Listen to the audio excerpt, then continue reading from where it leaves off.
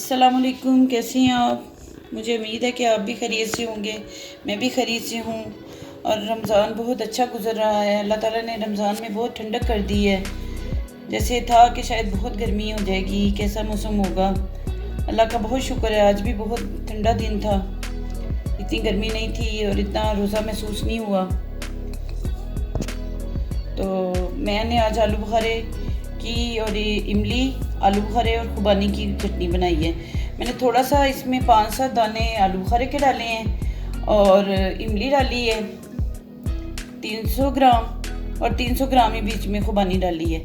और उनको मैंने पानी में डाल के गलाया है, पकाया है। और बहुत सारा तरीका आपके सामने है। और ये मैं अब आपको उसका फ्रीज़ हुई भी दिखा रही हूँ कि ये अब मैं फ्रीज़ करके इसको ऐसे पैक करके फ्रिज में रखा हुआ था। मैंने निकाल के आपको दिखाया कि ये बनी हुई इस टाइप की बन जाती है।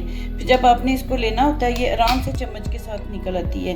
इतनी हार्ड नहीं होती क्योंकि इसमें चीनी होती है। चीनी की वजह से ये इतनी मतलब कि हार्ड नहीं होती कि आपको पूरा निकाल के बाहर मेल्ट हुई को निकालना पड़े और फिर मेल्ट करके तो फिर इसको इस्तेमाल करना पड़े। अब चम्मच के साथ इसको थोड़ा प्रेस करके निकाल लें, जितनी निकालना चाहें वो निकल आती है।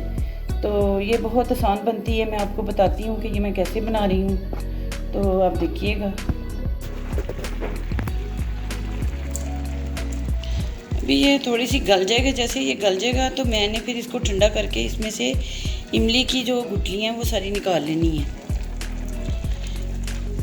इमली की गुठलियाँ भी निकालनी हैं और वो जो उसके धागे होते हैं वो भी निकाल लेने हैं। निकाल के फिर इसको मैंने 1 कप पानी का और 1 कप चीनी का डाल के इसको ग्राइंड कर लेना है।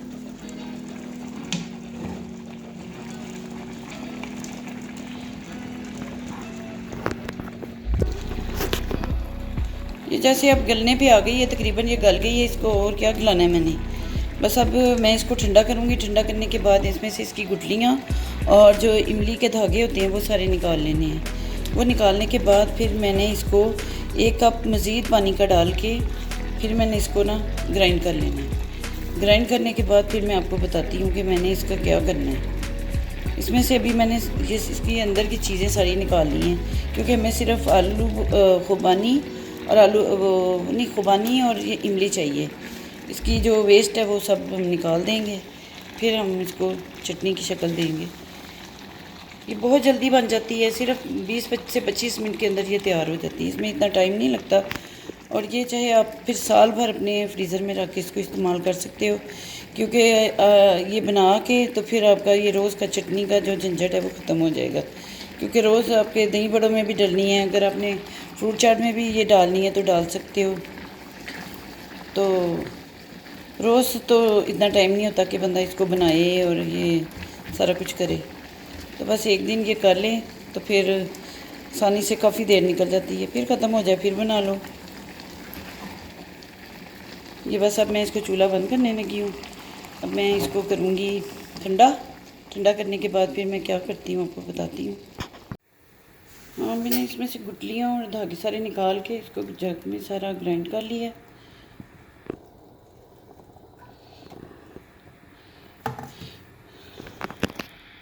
ये बिल्कुल स्मूथ लिक्विड बन गया।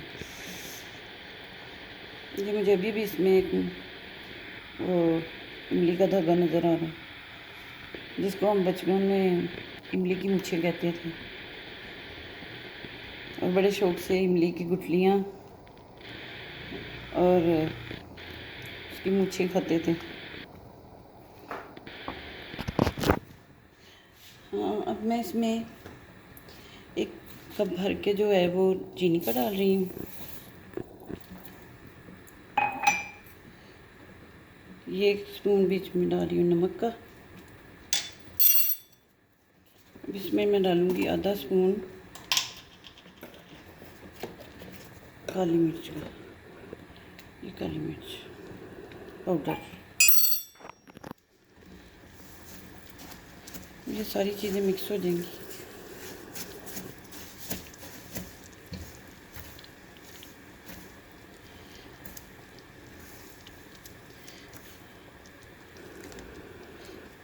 बस 2-3 बॉयल तक ये जो है ये तैयार हो जाएगी चटनी।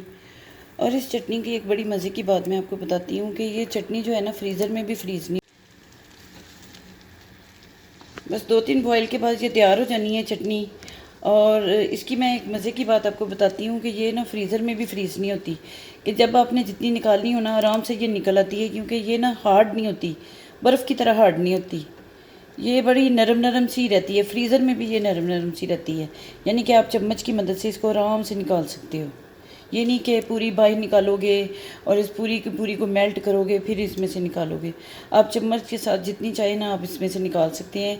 ये जमती नहीं है कि बहुत ज़्यादा जम जाए और हार्ड हो जाए और आपको बाहर रखनी पड़े। और ये बहुत मज़े की बनती है। अभी भी मुझे इसमें एक गुठली नज़र आ रही है और एक इमली की मूछ नज़र आ रही है, जो मैं फिर अभी निकालूंगी।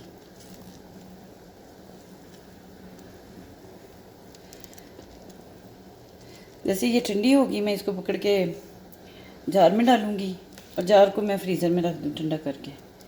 फिर जब मैंने दही बड़े बनाने होंगे या चाट या कुछ भी किसी चीज़ में भी डालनी होगी, ये आराम से मैं इस्तेमाल कर सकती हूँ।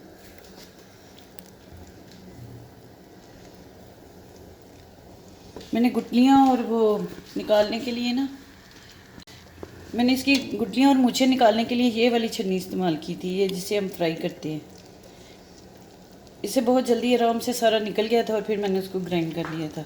इसमें मूछें और जो गुठलियाँ वो ऊपर ही रह गई थी, यानी कि बहुत ज़्यादा बारीक जो है वो मुझे स्ट्रेनर लेना नहीं पड़ा, इससे ही हो गया मेरा काम।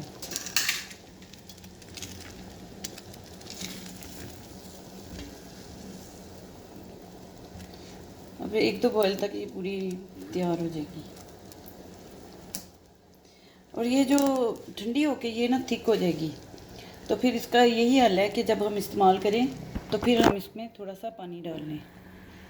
तो इससे ये होगा कि हमारी फ्रिज में जगह भी नहीं ज़्यादा मतलब रुकेगी, हम थोड़ी जगह में इसको स्टोर कर सकेंगे। और जब इस्तेमाल करना हो तो फिर इसको हम पानी डाल के थोड़ा सा थिन कर लेंगे। ठीक है, वो जितनी मतलब कि हमें रिक्वायर होगी कि हमें इतनी थिन चाहिए उतनी कर लेंगे। अगर कहीं थिक चाहिए तो वो थिक यूज़ कर लेंगे।